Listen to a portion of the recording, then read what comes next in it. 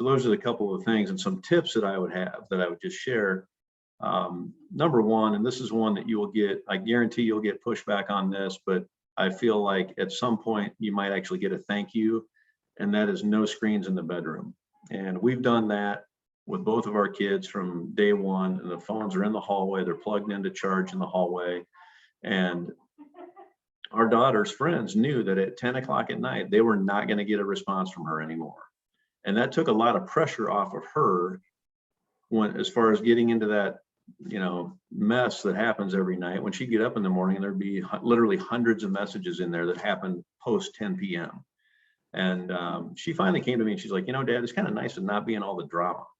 So big pushback at the beginning, a little gratefulness at the end. It was great.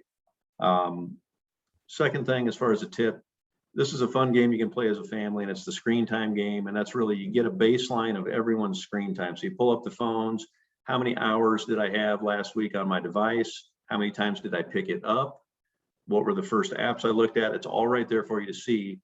And then you set a game with the family, who can make their screen time number get smaller each week, and set some prizes and do some games with that.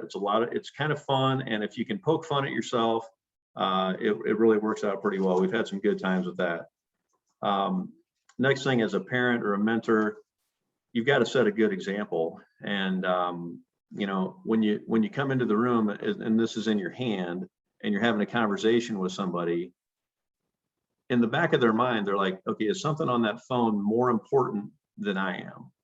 So I think the fact that this just needs to be completely out of the way during family time, during game time, if it's any one-on-one time that you're getting with your kid, the phone just needs to be put away. And that shows them that they are the most important thing that's going on at that time.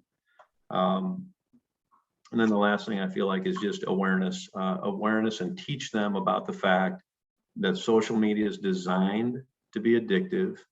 Teach them that these things are, for a teenager's brain, which isn't fully developed yet, just teach them to be aware of what's going on so that they can understand, and even ask them, how does that app make you feel after you use it? How does that game make you feel after you use it?